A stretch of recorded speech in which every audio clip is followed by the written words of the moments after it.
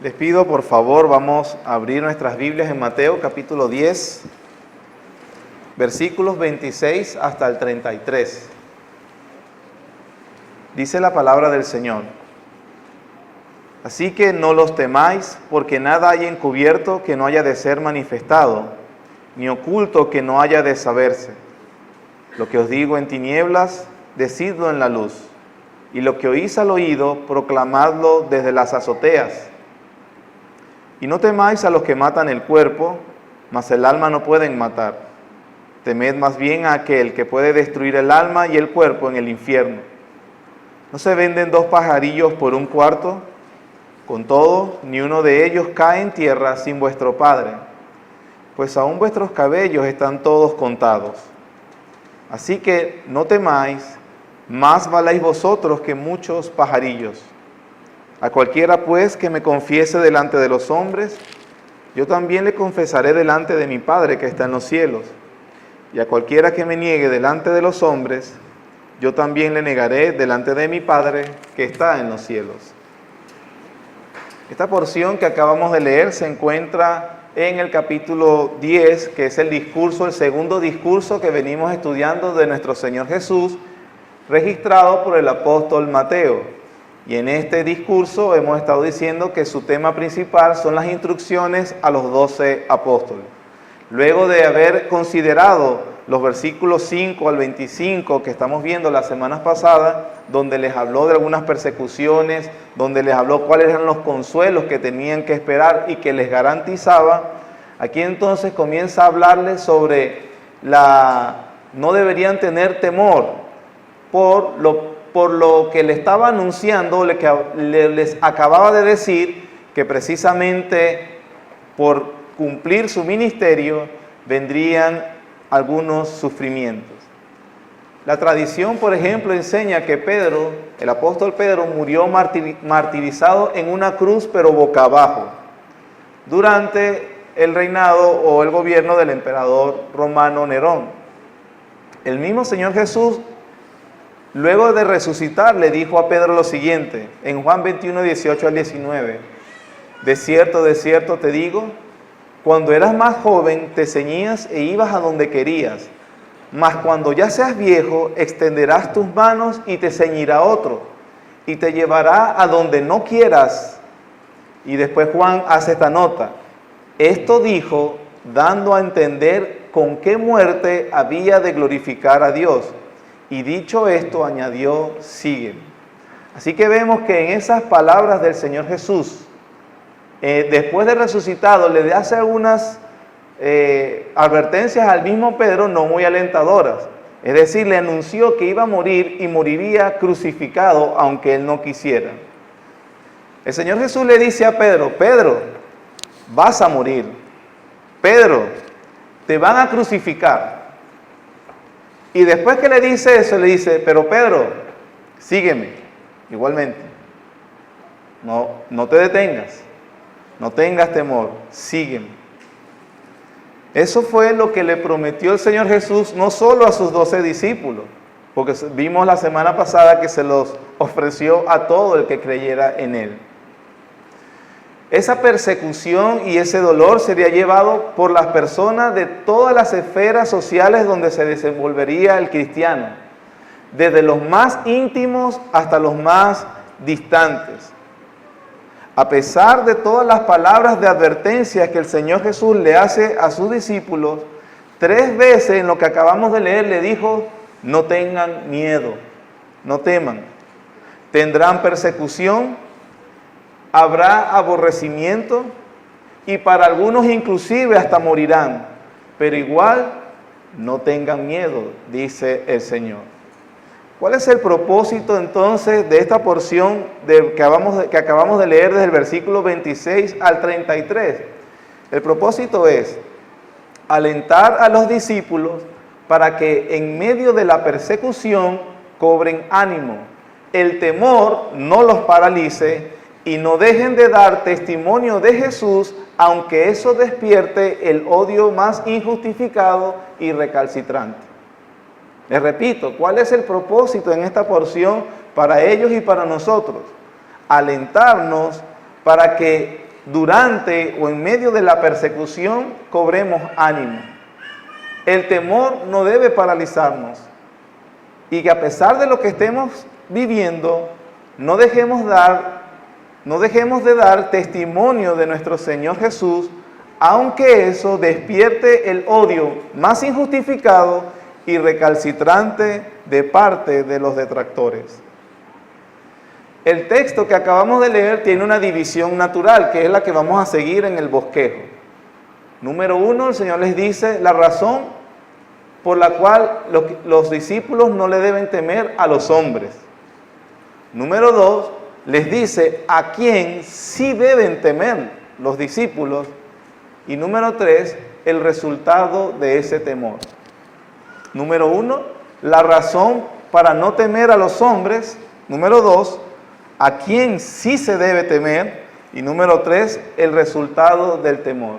Vamos a ver entonces el primer punto, la razón para no temer a los hombres.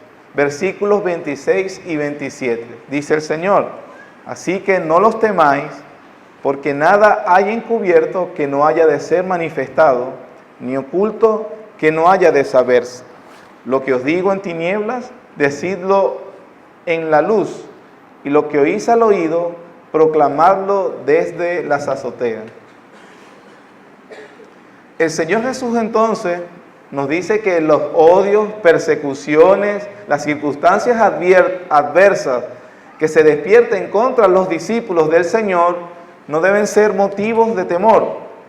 No importa lo poderosa que pueda ser una persona, no importa cuán influyente puede ser esta persona para herirnos.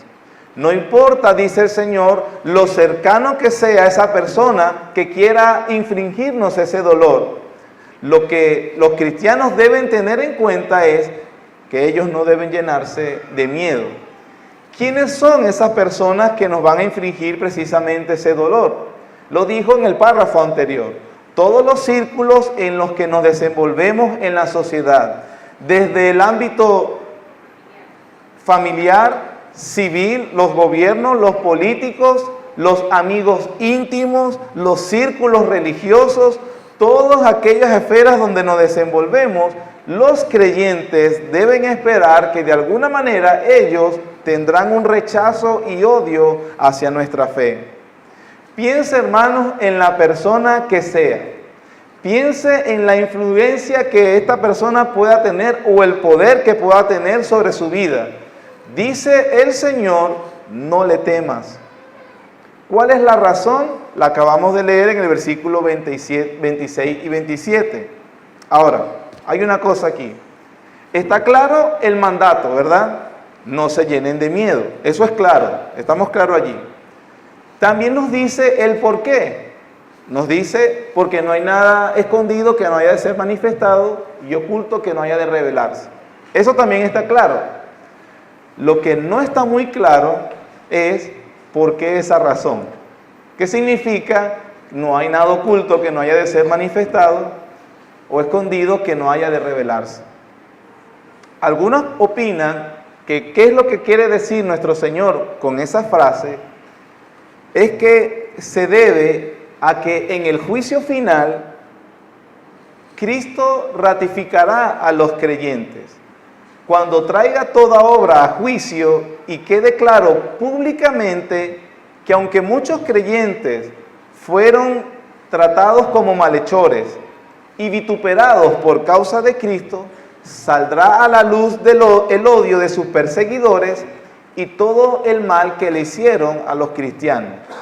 Allí, en el juicio final, quedará expuesto quiénes fueron los verdaderos malhechores. A los cristianos se les ha acusado todo el tiempo de que son ignorantes. Allá quedará expuesto quiénes son los verdaderos ignorantes. A los cristianos se les ha acusado de que son malvados. Y en aquel día final quedará expuesto quiénes son los verdaderos malvados. Esa razón, mis hermanos, o eso que acabo de decir, la palabra del Señor enseña que sí, así será. Que definitivamente en el día final quedará expuesto quién verdaderamente es del Señor y quién no, y así se vindicará las injusticias que los cristianos en el tiempo hemos sufrido. Eso es verdad porque eso lo enseña la Biblia. Pero yo no creo que eso es la razón que está diciendo el Señor aquí. No es una consolación que la esperemos en el día final. Repito, eso sí lo dice la Biblia, es una consolación, pero no es la que dice este texto. ¿Por qué no creo que sea así? Número uno, dos razones. La primera, porque si se interpreta así, de esta manera, el versículo 26, sobre que allá en el día final seremos reivindicados, entonces el versículo 26 no tiene ninguna relación con el versículo 27, con lo que saldrá a la luz o manifestado también en el presente. Esa es la primera razón.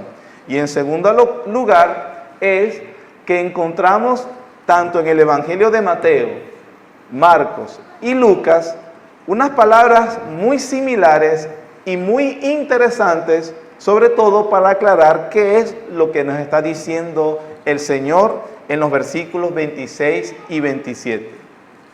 Vamos a desglosarlo para que podamos reconocer la razón de lo que estoy diciendo.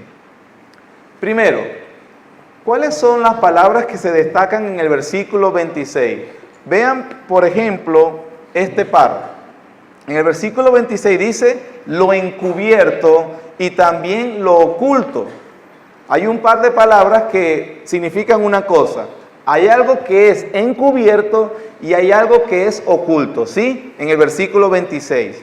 Y el versículo 27 dice que hay algo en tinieblas y hay algo que es al oído, es decir, en secreto. La frase al oído significa algo secreto. Ven para decirte algo en el oído, no quiero que los demás oigan. Entonces entendemos que hay dos pares que se corresponden en el versículo 26 y 27. Lo encubierto y lo oculto se relaciona o es paralelo a lo del versículo 27 que dice que está en tinieblas y que es al oído. ¿Sí? ¿Está conmigo? Todos estos términos, los cuatro términos que acabamos de describir, que vemos versículos 26 y 27, son sinónimos. ¿Está de acuerdo conmigo? Son sinónimos. Encubierto, oculto, puede ser sinónimo de algo que está en tinieblas y que es secreto o que está al oído. La otra cosa que quiero que destaquemos es que hay otros dos pares también sinónimos, pero que al mismo tiempo son antónimos de lo que acabamos de decir. En el versículo 26, por ejemplo, se lee que hay cosas que hay algo que será manifestado y saberse, ¿sí? Versículo 26, manifestado y saberse. En el versículo 27 hay otro par sinónimo, que es luz y azoteas. Por azoteas debemos entender que algo que es público, algo que está a la luz del día, que es sinónimo de la misma luz, la otra palabra. Entonces vemos otro par de palabras que se corresponden, manifestado y saberse del 26, y que se corresponden a luz y azoteas públicamente del versículo 27. Una vez más, términos sinónimos. Vimos acá unos términos sinónimos para hablar de oculto, encubierto o al oído, secreto. Y acá vemos otros términos sinónimos, manifestar, saberse, luz, azoteas. Y que a pesar de que estas dos pares de palabras o juegos de palabras son sinónimas entre sí, al mismo tiempo son antónimas entre ellas. ¿Va conmigo? ¿Me estoy explicando? Ok, me alegra. ¿Qué significa esto, hermano? Simplemente en el paralelismo hebreo, que ya hemos hablado anteriormente de eso, es una idea que se quiere remarcar. Es una idea que simplemente el Señor, hablando en su cultura hebrea, está remarcando o subrayando una idea que debe ser bien clara para el lector. ¿Qué quiere decir? Que lo que está oculto debe ser revelado. Él les dice, les ha dicho algunas advertencias y persecuciones que sufrirán por cumplir su ministerio. Luego de eso les dice, no teman, no teman. De todas maneras, lo oculto debe ser revelado. La pregunta de las 1000 lochas, ¿qué es lo oculto que debe ser revelado o manifestado? Porque cuando eso salga, eso que está oculto salga, van a venir todas las persecuciones y advertencias. Y él dice que se revele y no se amilanen por todas las persecuciones y circunstancias adversas que van a sufrir.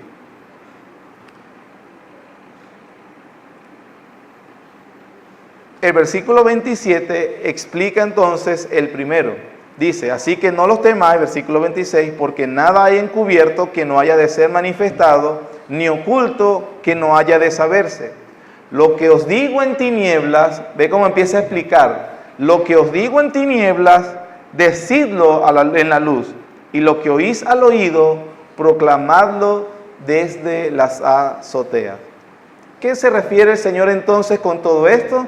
Es que lo que el Señor Jesús le ha enseñado a sus 12 apóstoles en privado, ellos deben hacerlo público, pero luego. Si bien hemos estado viendo que el Señor les ha mandado a proclamar el reino de los cielos, hay algunas cosas del reino de los cielos que no estaban claras, ni para los apóstoles y obviamente para quienes su audiencia, y que el Señor Jesús progresivamente les reveló, y que culminó su revelación con su muerte, sepultura y su resurrección. Ahora, ¿qué es eso que el Señor siempre o durante su vida en la tierra, antes de su crucifixión y muerte, les enseñó y que ellos debían entonces revelar? Vamos a ver lo que enseña la palabra de Dios. El mismo Evangelio de Mateo, capítulo 13. No pierda el 10 que vamos a volver en un rato para acá. Mateo capítulo 13, versículos 1 al 3. Dice la Biblia: aquel día salió Jesús de la casa y se sentó junto al mar. Se le juntó mucha gente y entrando él en la barca se sentó y toda la gente estaba en la playa. Y les habló muchas cosas por parábolas, diciendo, he aquí, el sembrador salió a sembrar. Vean que este es el tercer discurso que registra Mateo acerca del Señor Jesús, y en él compila una revelación acerca del reino de Dios, pero que el Señor no lo hace de manera abierta y directa, sino que lo vela los detalles y empieza a explicarlo solo en parábolas. Nosotros vamos a ver que muchas de las personas no entendían qué quería decir el Señor, pero ese no entendimiento era porque el Señor mismo no quería que entendieran. Después de terminar la parábola, en el versículo 10 y 11, vean lo que dice Mateo. Versículo 10. Entonces, acercándose, ¿quién? Los discípulos, aquellos que les dio las instrucciones de Mateo 10. Entonces, acercándose los discípulos, le dijeron, ¿por qué les hablas por parábolas? Versículo 11, él respondiendo le dijo, porque ¿a quién? A vosotros, no a ellos, a vosotros. ¿Quiénes son el vosotros? Los discípulos en privado. Porque a vosotros, ¿qué cosa? Os es dado saber los que, hermanos, misterios del reino de los cielos, mas a ellos, ¿qué? El Señor entonces comenzó a dar instrucción a sus discípulos en privado, no en público, entrando a la casa cuando solo sus discípulos estaban, y ellos le preguntaron, y él dice, ¿por qué él así? Porque es a ustedes quien yo les voy a explicar, no a ellos. Observe que en las instrucciones que leímos en Mateo 10 dice, lo que habéis oído en secreto, ahora habrá un momento, no habrá un momento que tendrán que decirlo en público. Versículos del mismo Mateo 13, 16 al 18, dice, pero bienaventurados vuestros ojos porque ven y vuestros oídos porque oyen, porque de cierto os digo que muchos profetas y justos desearon ver lo que veis y no lo vieron, y oír lo que oís y no lo oyeron. Oíd pues vosotros, ¿qué? La parábola del sembrador. ¿A quién le está diciendo, dirigiendo estas palabras? A sus discípulos. Y les manifiesta, de hecho, que ni siquiera a otros siervos de Dios en el pasado Él se los reveló. Y a vosotros, oigan ustedes entonces la explicación de la parábola del sembrador. Oigan ustedes lo que no les he explicado a otros. Solo a ustedes se las voy a hacer saber. Versículos 34 al 36.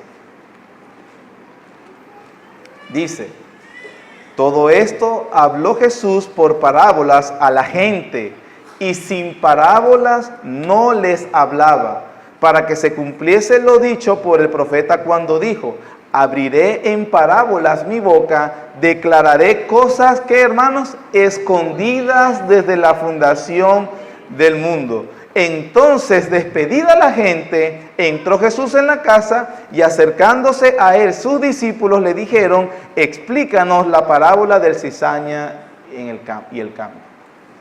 Así que una vez más vemos cómo el Señor seguía diciendo cosas escondidas o cosas ocultas o cosas misteriosas, porque no era conocido para todo el mundo, y sin embargo Él no lo aclaraba ni le explicaba a la gente en general, solamente cuando estaba en privado con sus discípulos, y solo a ellos les declaraba qué era lo que quería decir. ¿Sí? ¿Está conmigo? Vamos a otros textos, por ejemplo, Marcos capítulo 4.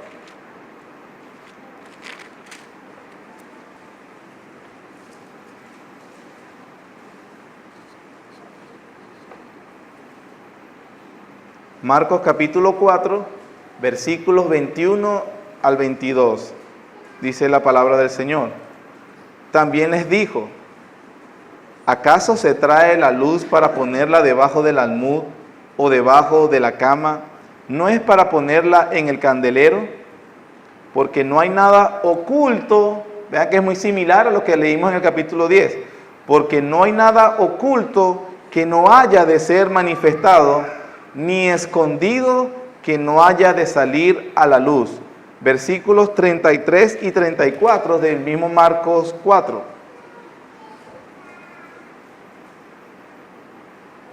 Con muchas parábolas como estas les hablaba la palabra, conforme a lo que podían oír. Y sin parábolas no les hablaba, aunque a sus discípulos en particular les declaraba todo. Sin parábolas no le hablaba a las personas en general, pero en particular era a sus discípulos, sus 12, a quienes Él les explicaba las cosas detalladamente. Estos textos que acabamos de revisar en Mateo 13 y Marcos 4 nos confirman que lo que quiere decir el Señor en Mateo 10, lo oculto que debe ser manifestado, son las enseñanzas privadas que Él les dio a sus apóstoles, que ellos en un momento dado no se podían reservar para sí mismos por temor a sus perseguidores, sino que debían proclamar públicamente estas verdades que recibieron en secreto.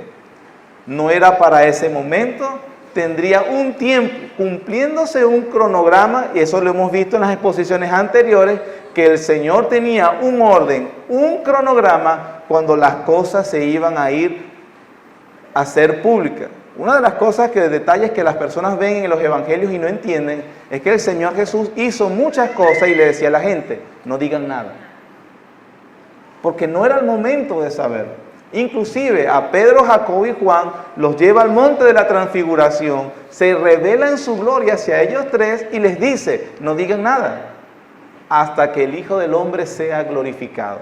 Debían esperar la muerte y la resurrección para ellos entonces comenzar a hacer público lo que el Señor no les reveló a la gente, pero sí les confió a ellos para que ellos lo hicieran.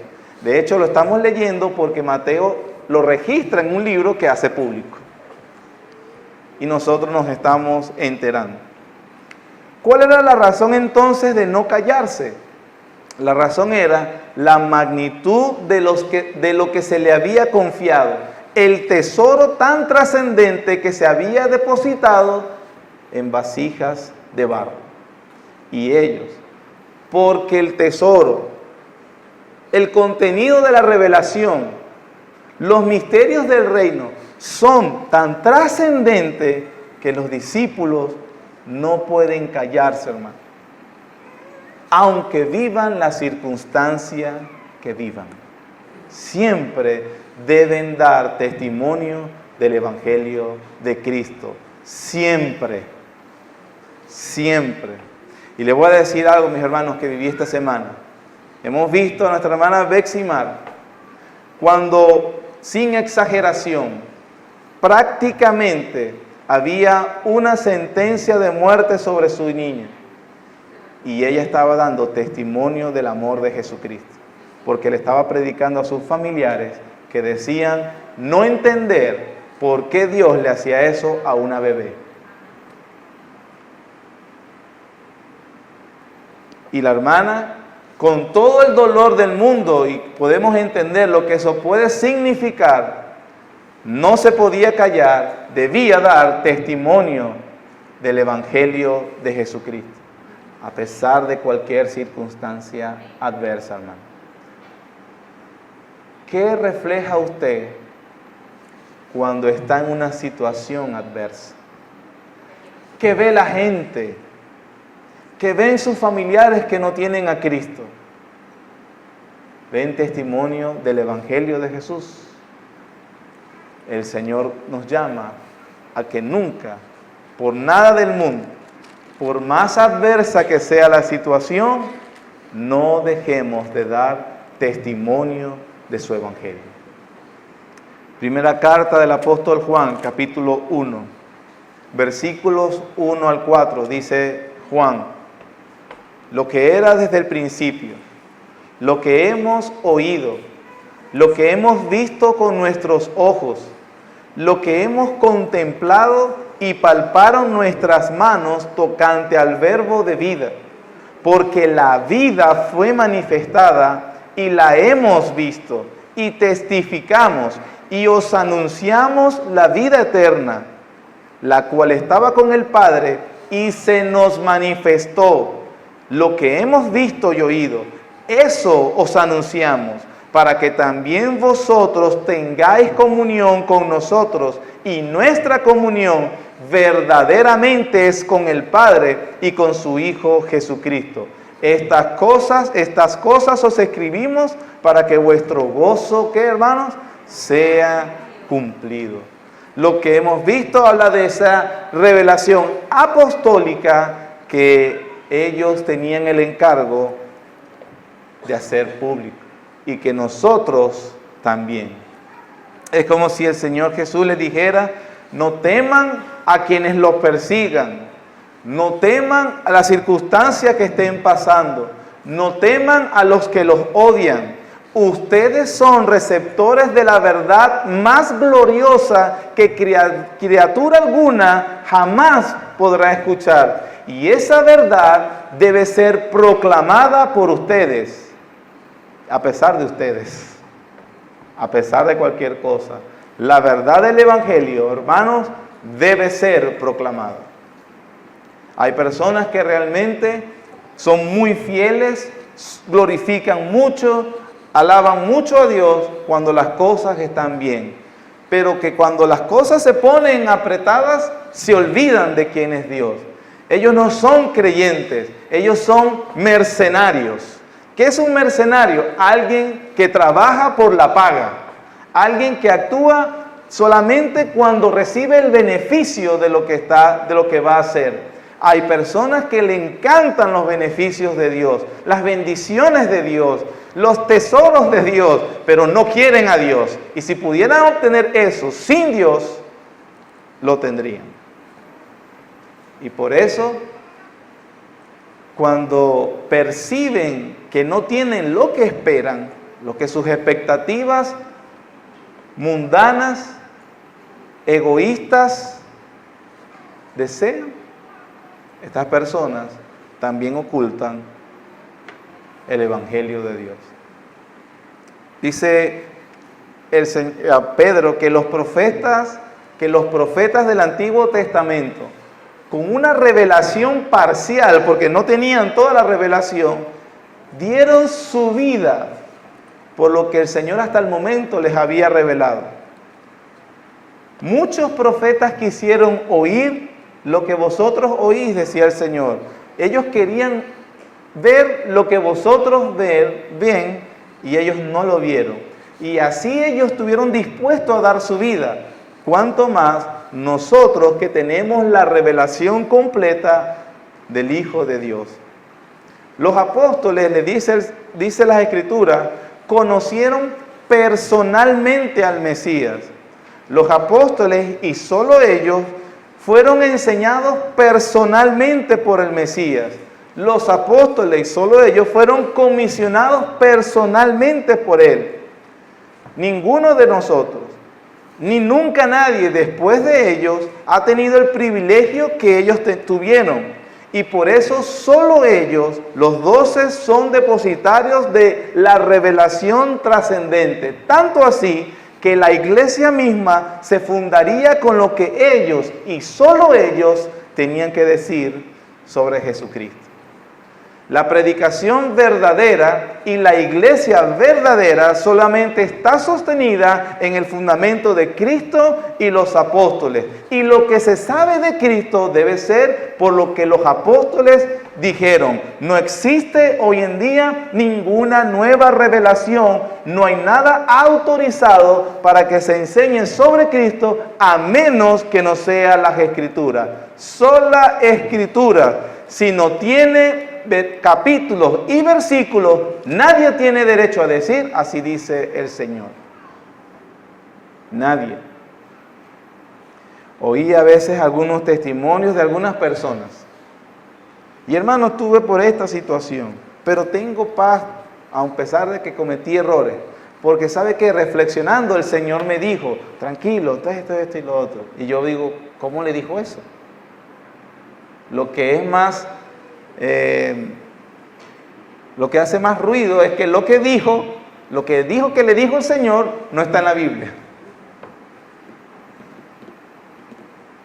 Y da mucha tristeza. Algunos son muy honestos, algunos son muy sinceros, pero dependen y creen muchas cosas que no dice la Biblia. Sin embargo, aunque esta revelación específica estaba condicionada y limitada solo para ellos, solo los 11 apóstoles, solo ellos podían ser inspirados por el Espíritu Santo, fueron inspirados, y ninguna otra persona después de ellos fue inspirado por el Espíritu Santo. ¿Podemos aplicar este texto a nosotros? La respuesta es sí, hermano. ¿Y cómo? ¿Y cómo? Bueno, como lo hemos estado haciendo en las últimas semanas, por lo que dice precisamente cómo lo aplicaron los mismos apóstoles en las cartas del Nuevo Testamento. Ciertamente no recibimos nueva revelación, pero sí tenemos la obligación como ellos de proclamar la revelación de Dios. Pedro lo dijo a la iglesia que él escribió en su primera carta, capítulo 2, versículo 9. Mas vosotros sois linaje escogido, real sacerdocio, nación santa, pueblo adquirido por Dios. ¿Para qué?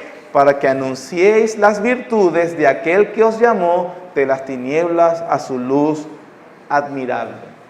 Es decir, hermanos, que este consejo de no callarse que se les dio a los apóstoles es un consejo para toda la iglesia y todo cristiano en todo tiempo. Los cristianos no se deben callar por el temor al que dirán. Los cristianos no se deben callar por el temor a ser tildados de fanáticos. Los cristianos no se deben callar porque serán rechazados o criticados. No nos podemos callar porque la iglesia es columna y baluarte de la verdad. Hay tantos cristianos, como dicen algunos, a manera de chiste que no da chiste, son cristianos de la secreta. Nadie sabe que son cristianos. Nadie sabe que eres cristiana. Nadie sabe, ni se lo imagina. Eres tan prudente que pasas desapercibido. Lo más seguro es que ni cristiano eres. Eres tan mundano que no tienes ninguna diferencia.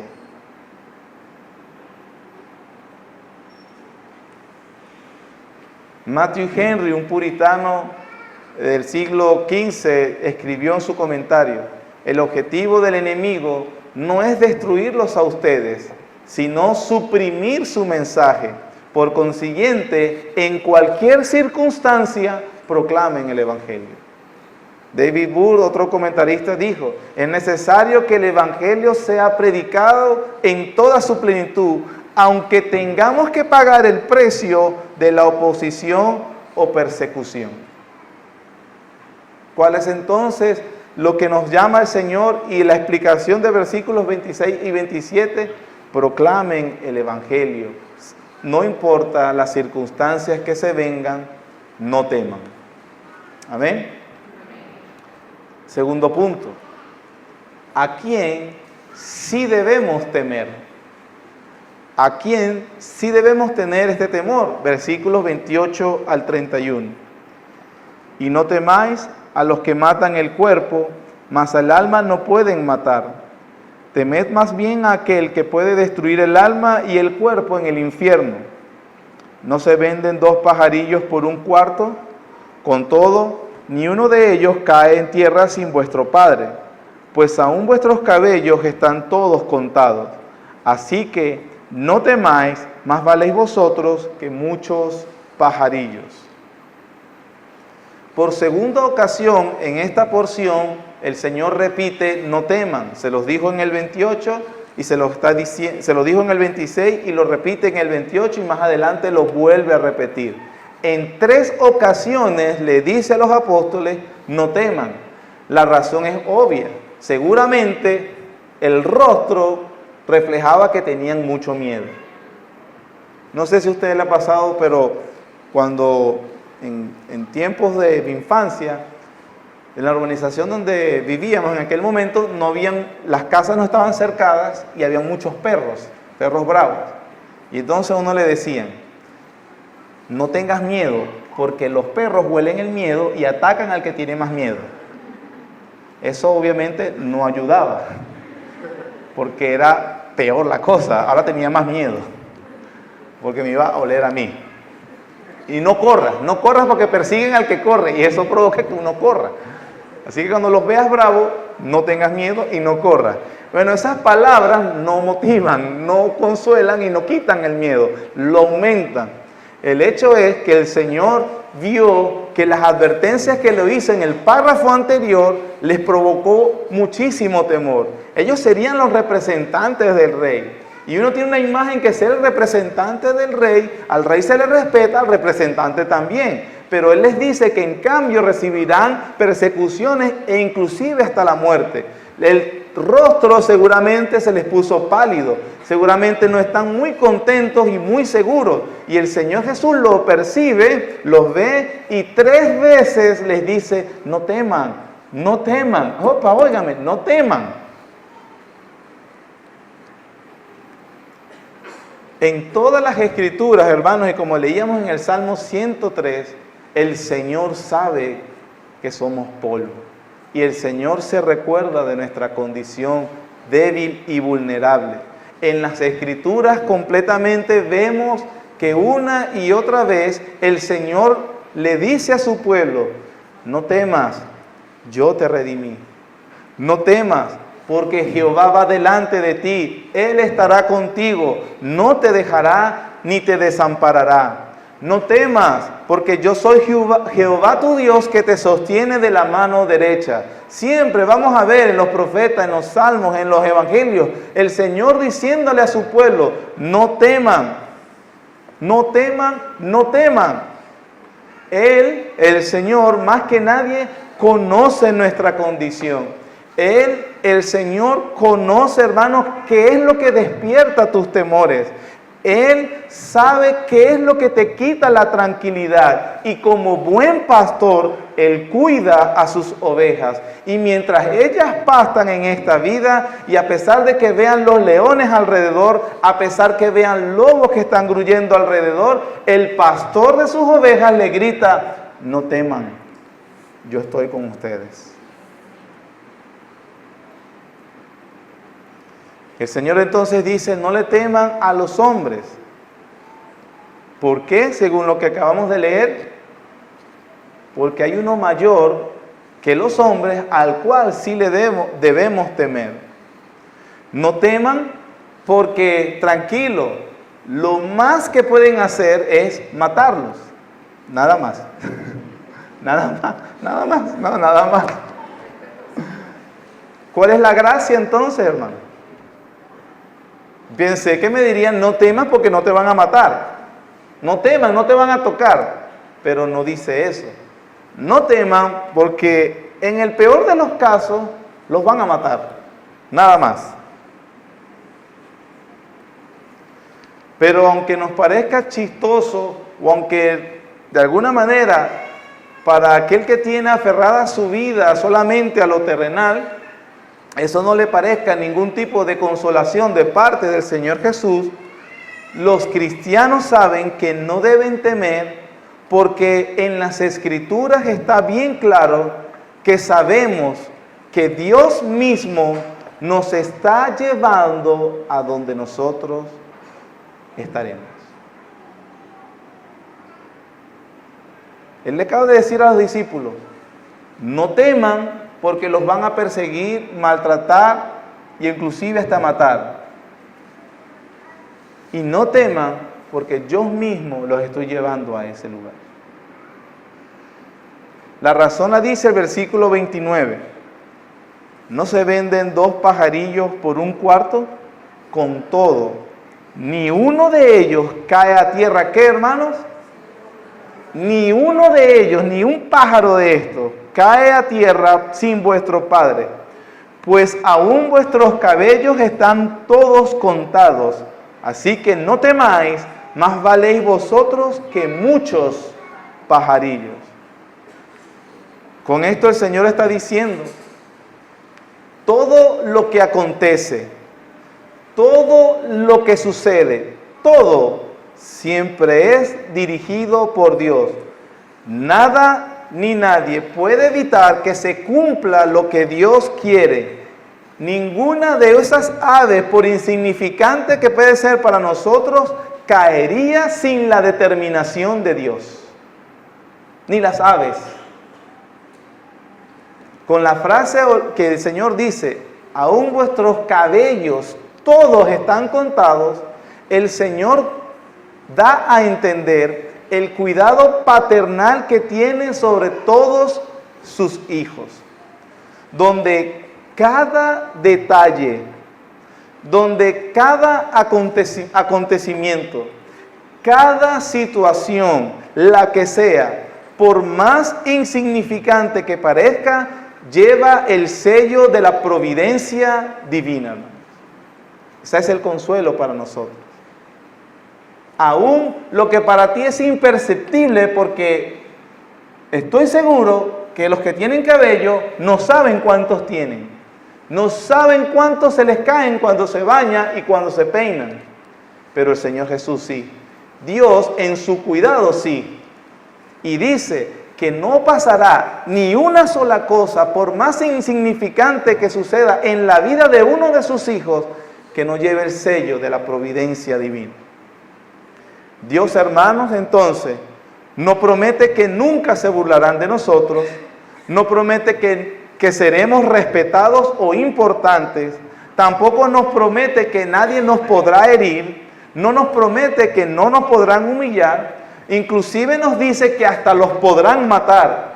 Pero ¿qué sí promete? Promete que todas esas situaciones suceden porque Él las ha determinado y permitido. Todo, absolutamente todo. Y eso debe hacer que el creyente que conoce a su Dios le alabe en todo verdaderamente. Solamente el hipócrita se queja y culpa a Dios de su situación y le echa en cara que por qué no le protege. Pero al creyente verdadero estas palabras le consuelan, porque todo está dirigido por el Dios Todopoderoso que controla todo. Incluso déjeme aclarar, cuando digo que todo es permitido por Dios, yo no me refiero a que la providencia divina es un mero permiso pasivo, como que, bueno, vamos a permitirlo, donde Él no se involucra o no está metido allí. Como dice un autor, Dios actúa de tal manera en su control soberano que todo lo que pasa en el universo obra para avanzar sus propósitos. Hacemos bien en entender que ninguna criatura muere sin que Dios lo permita, pero también debemos entender que cuando eso sucede es porque Dios lo quiere y lo ha determinado así. Es decir, sin que su muerte caiga dentro de la voluntad divina y soberana de Dios. Todo, hermanos. Todo. Lo que estás pensando, sí, también. Parte de la providencia divina para hacer avanzar sus propósitos. No los tuyos, no lo que soñaste, no lo que anhelaste los de Él, los de Él. Así que, hermano, por más dolorosa que pueda ser una situación, ya sea que suframos por la fe o por otra circunstancia que no es precisamente por predicar la fe, el cristiano se sostiene y dice, Él tiene cuidado de nosotros, sigamos dando testimonio del Evangelio. Eso es cristianismo, ¿no? Menos de eso no nos es permitido. A pesar de que he estado hablando de las consolaciones y este consuelo que puede recibir el alma a quien ha llegado el Evangelio para hacerlo, hermanos, caminar en este mundo, no hemos respondido la pregunta, ¿a quién sí se debe temer? Versículo 28. Y no temáis a los que matan el cuerpo, mas el alma no pueden matar. Temed más bien a aquel que puede destruir el alma y el cuerpo en el infierno. ¿Quién es ese? Algunos malinformados dicen el diablo. Por algunas pinturas medievales, siempre se ve al diablo como prácticamente un corregente de Dios en el infierno, que Él controla todo allí y Él inflige castigo a los que están allí. La Biblia no dice eso. Él no es corregente con Dios. El infierno, dice la Biblia, fue preparado para Él también castigarlo, a Él y a sus demonios, pero también a todo aquel que no está en Cristo. El temor verdadero entonces se lo debemos a Dios, quien puede destruir no solamente nuestro cuerpo, también el alma en el infierno. No es el diablo, él no es un regente ni un torturador en el infierno, él mismo será atormentado. Y hermanos, vean que estas palabras las dice el Señor Jesús. No es precisamente, como algunos quieren tildar, la amenaza de la religión para manipular a las personas. Es el mismo Señor Jesús quien advierte acerca del infierno. El infierno es un lugar de tormento, un lugar donde la ira de Dios se desata eternamente. El infierno es el lugar donde la ira de Dios cae sobre el diablo, cae sobre los demonios y sobre todo aquel que no está en Cristo. El infierno no es la ira de Dios, de un Dios colérico, es la ira santa y justa de Dios. Nadie en el infierno es atormentado injustamente. Cada uno será atormentado justamente. Sí, el infierno es un lugar terrible. Sí, el infierno es un lugar de eterno castigo, sin esperanza de consuelo alguno. Pero lo que no es el infierno es que es injusto. El infierno es el lugar de tormento eterno que muestra lo abominable que es el pecado. Que en el infierno se puede definir como el lugar donde la ira santa y justa de Dios se derrama continuamente. Cualquier persecución entonces o tortura que pueda sufrir un cristiano por causa de la fe no se compara al castigo eterno en el infierno. Y de ese nos ha salvado el Señor por su sacrificio. Entonces, mi hermano, ¿a quién se debe temer? Al Señor, solamente al Señor Todopoderoso. La otra vez creo que lo comenté y lo repito porque constantemente se me hace la misma pregunta. ¿Que el vecino de al lado está metido en la brujería? ¿Que me están haciendo un trabajo? Ay, Dios mío, que apareció con el collarcito y que esto y lo otro. Ay, Señor, sangre de Cristo, protégeme. Hermano, la sangre de Cristo fue derramada para cubrirte de la ira de Dios. No es para que tú la invoques como como un fetiche, como un contra. Revoco y volteo todo que se te... Por favor, es una manera de pensar pagana, infantil, ignorante y peor, ignorante de las Escrituras. La Biblia no dice que debes temerle a ninguna fuerza extraña, sino solo y únicamente al único Dios todopoderoso y verdadero.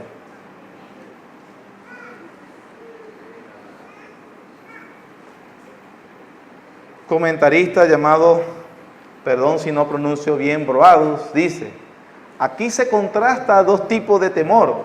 El temor a los hombres, que es una cobardía interesada, pero el temor a Dios es una respuesta sana de asombro ante el Omnipotente.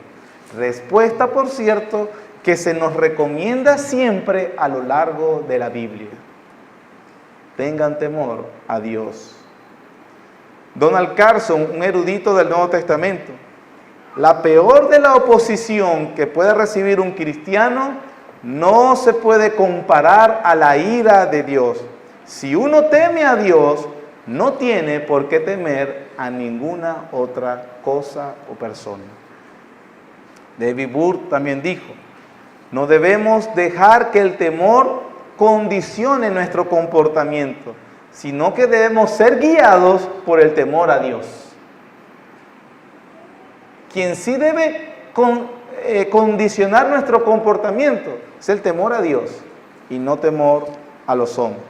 Le dije que eran tres partes. Ya vimos la primera, la razón para no temer a los hombres.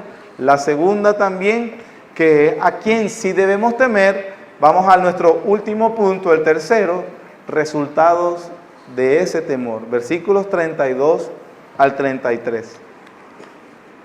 Dice la Biblia: a cualquiera pues que me confiese delante de los hombres, yo también le confesaré delante de mi Padre que está en los cielos. Y cualquiera que me niegue delante de los hombres, yo también le negaré delante de mi Padre que está en los cielos. Qué advertencia tan solemne, hermano. Muchos cristianos leen esto que acabamos de leer y piensan: ¿es posible que Jesús me niegue si yo lo niego a Él durante la persecución? Entonces, ¿cómo está garantizada la salvación del creyente? Bueno, por la capacidad que tengo para sufrir y no negar a Cristo. Eso es lo que dice el texto, o se cree que dice así.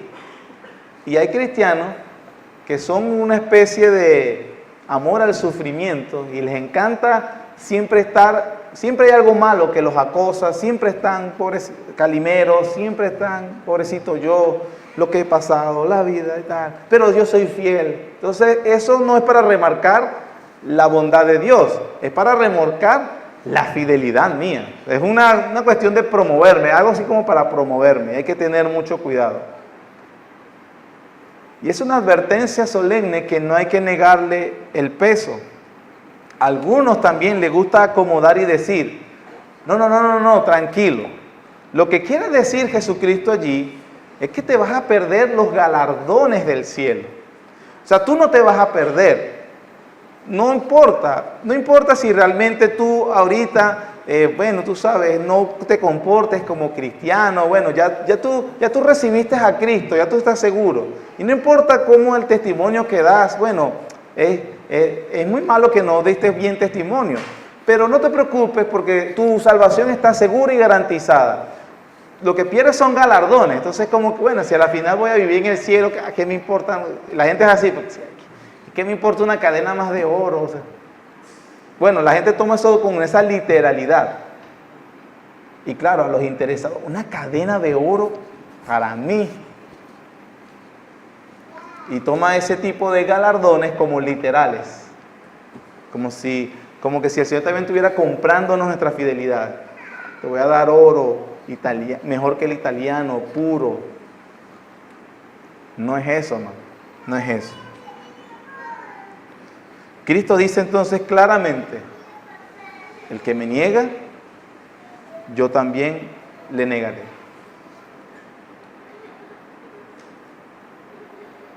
Si lo negamos,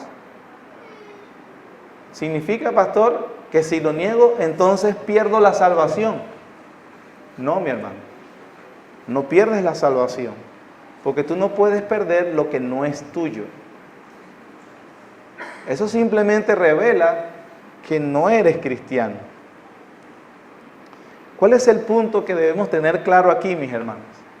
Es que si la fe que profesamos, cualquiera de nosotros de los que está acá, si la fe que profesas no es suficiente como para entregar tu vida completamente a Jesucristo, entonces no es fe en absoluto. Eso es lo que quiere decir el texto. Usted puede decir que cree, usted puede tener buenos conceptos de Dios, pero todo lo que usted tenga y piense correctamente de Jesucristo no es suficiente para entregarse completamente a Él, entonces usted no tiene fe verdadera. Recuerde, cuando vimos la porción cuando el Señor Jesucristo combate a los demonios, como también lo que dice Santiago en su carta, que los demonios saben quién es Dios, los demonios supieron quién es Jesucristo, los demonios reconocen que Él los va a juzgar, los demonios reconocen la identidad de Él, todo. Y si tú tienes una fe que reconoces todo, tienes una fe que te califica para ser un demonio, pero no para ser un hijo de Dios. Porque aunque el diablo sabe muy bien la Biblia, de hecho cuando discute con Jesucristo usa la Biblia, eso no lo hace salvo. No nos hace salvo una mera información, es muy importante. Hay un contenido que hay que informar. Pero conocer esas cosas, conocer lo que dice el Evangelio, conocer lo que se dice de Jesús, venir cada domingo y tratar de conocer, ¿verdad?, con todas mis torpezas, que yo le pueda aclarar lo que dicen las Escrituras y meramente conocerlo, no hace la diferencia. El diablo sabe estas cosas, mis hermanos. Y eso no lo salva. ¿Qué es lo que salva? Que conociendo todo esto, usted entonces le entrega su vida sin reservas a Dios. Sin reservas. Arthur Pym tiene un libro muy bueno que es interesante que usted lea. Lo tengo en digital y se lo puedo compartir en correo. Que se llama Acerca de Señor y Salvador. En el libro él hace un estudio, este autor, donde las personas han invertido el orden que dice: recibe a Jesucristo como Salvador y Señor. Entonces, como que la gente puede ver a Jesús como Salvador y luego, si tiene un buen discipulado, Él se convertirá en su Señor. Y él dice, él hace un análisis que lo demuestra en todo el Nuevo Testamento, que las Escrituras nunca ponen ese orden, nunca. Que todas las veces cuando aparecen esos dos títulos de Cristo, aparece primero el Señor y luego el Salvador. Y él dice, de manera tan suspicaz, Jesús no puede salvar a alguien que no reconoce su señorío. Y es tan importante, amigo mío, que usted cree que puede tener a Jesús como Salvador y no como Señor. Eso no es verdad. Él debe ser el Señor de su vida. Y entonces usted puede cantar con los creyentes con seguridad que será salvo porque tiene un Señor poderoso que garantiza su salvación. Cristo entonces acá, hermanos, a pesar de la circunstancia, las personas que nos puedan hacer daño, todo el contexto lo viene explicando, nos llama entonces a que recibir a Cristo, como es tan de moda ahorita, significa es que solo a Él se le debe la más alta lealtad. Que la lealtad a Cristo entonces es una lealtad a una persona, Cristo. La lealtad no es a una denominación. La lealtad no es a una ideología. La lealtad incluso no debe ser a una iglesia en particular o a un pastor.